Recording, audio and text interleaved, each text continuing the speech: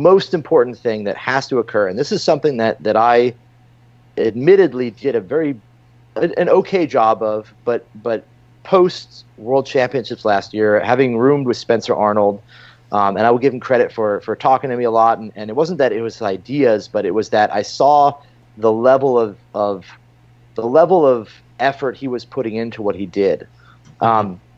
You know, a good analogy here is that I watched him. We were watching the World Championships, and it was him, another guy, another coach, and they were all writing programs because, you know, the Worlds was like a C session or something. And Spencer must have taken, I was kind of looking over his shoulder, he spent at least 2 hours on one week of programming for somebody. And maybe he's just slow. But I was like, you know, he's really spending the time to analyze the data he's collected. He also had a really great spreadsheet where he collected all this information. He wrote a nice article.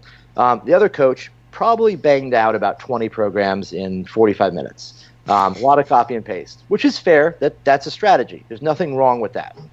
But I took that and I was like, you know, the reality is, like, if I'm going to beat Spencer, if my lifters are going to beat Spencer's lifters, then I probably have to do a better job of what he's doing than he's doing.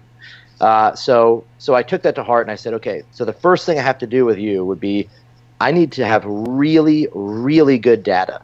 If you were going to diet and you didn't record what you ate, are you going to ever get there? No, it's just retarded. Even if your records are just keeping track of your macros, right?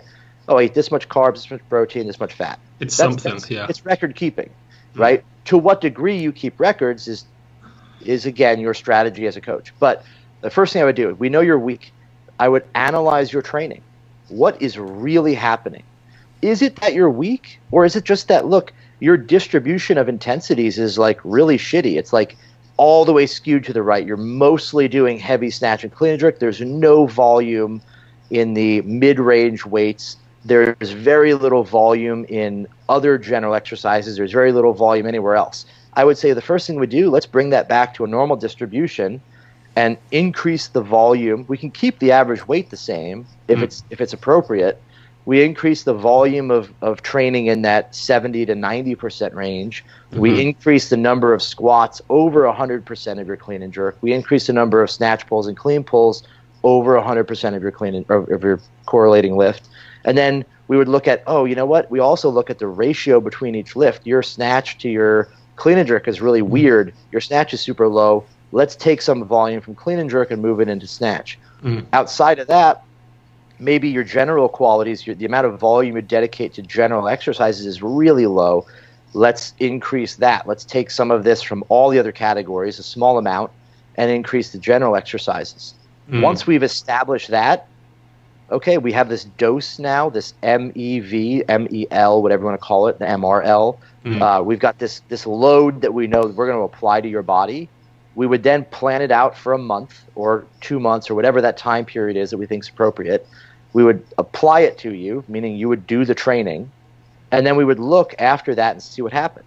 If we had a positive improvement in those things, and those qualities and indicators, if your strength became better, if you became more of a stronger lifter, then we achieved the goal. If we didn't, we would take another assessment and look at what we could do differently, right? So that's what I would say. Rather than saying that, oh, Seb's weak, let's throw more squats at him.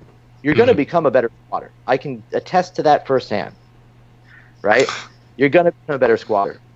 But will you become a better weightlifter? And that's the real question, right? And the difficult aspect of this is that there's a lot of numbers, there's a lot of data, and it requires both a ton of theoretical knowledge of what should happen and a ton of practical experience to combine those two things to work, right? So you just go in and, like, I recorded all my lifts, and now I'm going to fuck with things and move them around. You might not get the result you want, right? It's also a trial and error. Yeah, and I guess a lot of people are listening to this and they're wondering, where do I start? Like, what's the jumping off point? Should they just take their training as is, try and condense it down into numbers and then manipulate from there? Or are we looking at an objective number of lifts somewhere else and then injecting that into our training and then modifying it? Yeah, you have made Dr. Israel's podcast that made weightlifting sound so easy. You've just added so many more elements and variables to it, but it's good. What the easiest jumping off point is to buy the Juggernaut AI, because this does that on a level that's insane. I actually do want to talk about that, because it's crazy. Yeah. to not go down that road. Mm-hmm. What I would do, again, this is for coaches really and athletes. Start with what you can do. If you try to do this and you like, I all the numbers, I don't know what the fuck I'm doing, and it's super complicated, I'm just gonna do Bulgaria, right? That's logical. Maybe that works. That's great. What I would do is I would say the first thing you should do is, most people probably don't do a good job recording their data.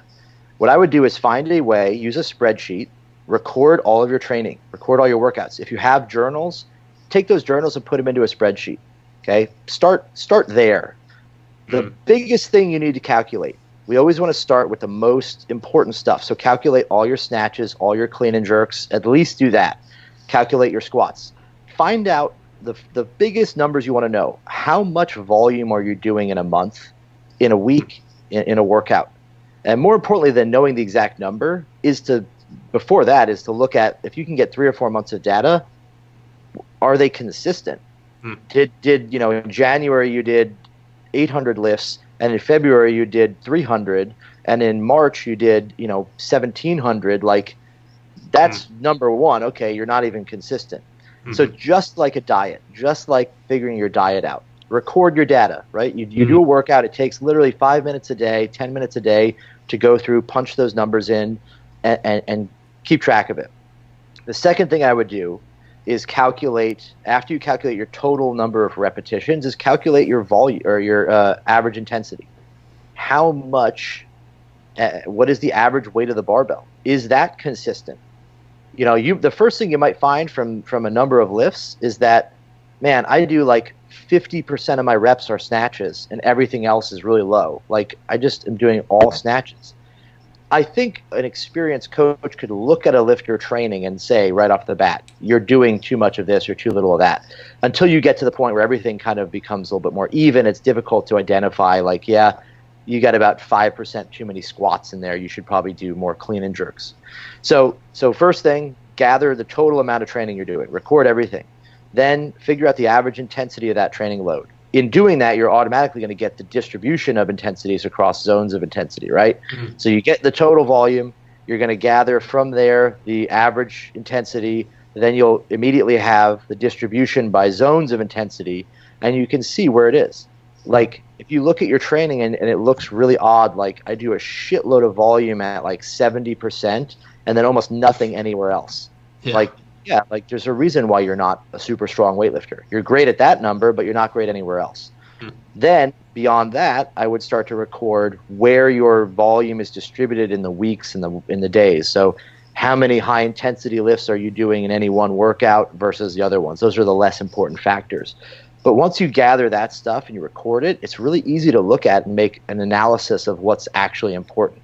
And then you have a totally objective standpoint to look at, like, what is my training really made of? So taking all that, it seems like if you are coaching a lot of people online, you have such little, compared to seeing them in person every day, you have such little communication with them that I can see that all of this tracking is one of the things that can make sure that you're doing as good a job as a coach as you can, and you're taking into account all the variables that you can outside of, you don't know if they're going to have an argument or they're going to sleep badly or not eat well. But one of the things that Josh and I have been talking about a bit is this kind of slightly more flexible approach to programming. And I think it started off, when we both started weightlifting, it was like, let's go Bulgarian. And then we started educating ourselves, and we, did our sports science stuff, and we read everything, and it became, I can write a 16-week program and know exactly what percentages to write for every single thing and how many reps every day. And then we tried to implement that, and that turned out to not quite work. And now we're moving back the other way, and we're looking at how much, for you, when you see someone in person, how much do you vary what you do with that athlete based on just how they feel? So this is a great point, and I think this is where this methodology or idea sounds really unappealing. It sounds like I'm saying you got to do exactly 1,532 reps, and they have to be exactly here. What I do is, like, and this is a as funny as it is, Goff, my first coach, Steve Goff, used to say a lot of shit, but he used to always say this one thing, which was, and he would stand up, in the middle of the workout, we're taking a break, and proclaim, let's try to remember exactly, it was the plans of mice and men oft go astray after the first shot is fired, and then probably yell at us or throw something. But the point being that what we do is we create a plan. The plan is, let's do all these reps and all these sets just like this. Then the athlete, so in like a great example would be Alyssa. So my lifter Alyssa, I write the plan out. So she does a week of training. I write the plan out after I calculate every number and everything she did. Then I give her a new plan. Then she does that plan with whatever changes occur.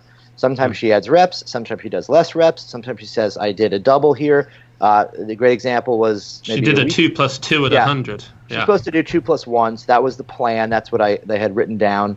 Did Amazing. 2 plus 2. Yeah. Awesome lift and great. Doesn't bother me at all. It's off plan. What I do is take that data and include it in the calculations for that week. So I go back, I take a couple hours, and I calculate her week. I assess every variable, everything that we did, all what she changed. I have numbers now. I can look at them compared to the last week. Then I rewrite for the next week based on the new stuff. As a coach, I have a logic that I follow. What am I trying to accomplish? What did she do last week? Do I want to just build off that, or do I want to reduce that? And then I go from there. It's a model. A plan and a training program is a substitute for what happens in reality. You need some direction to go. A lot of times, too, you write a plan where you might write a plan and build it out as percentages. And then when you actually calculate the percentages, you're like, no one in this fucking world is going to put 49 kilograms on a barbell. That's just stupid. So then you adjust it to equal that, and you get different calculations at the end. What's important is that you make a plan that's applicable to a person. They can take that program and use it. There's flexibility built in, right? There's a place and a time and an acceptable outlet for somebody to modify the program. Okay, I felt really good, so I did a double here. Or I didn't do so good, so I dropped down and did some technique work. That's awesome. That feels great. I have no problem with changing the program. We just calculate it, we record it, and we include it in the next calculation. We might find that, hey, the plan was a little bit off because every time you did this, you were adjusting things for yourself and made it work. So that's how this process has to work. It's take a lot of time to figure out great calculations, then let someone do it, throw them out the window, take what they did and adjust from there, and do that every week over and over again, right? The longer out you write a program, the harder it becomes to do it. There's no way you can write a 16-week-long program or a 10-week-long program and assume that it's going to work. Every program needs to be done and adjusted week to week. Day to day is probably a little hectic. Week to week is a good point. Every 2 weeks, having a general progression, having a general outline is great. How often are we going to change exercises? How often are we going to include these 90% lifts? How often are we going to do these complexes? And then you go from there, right?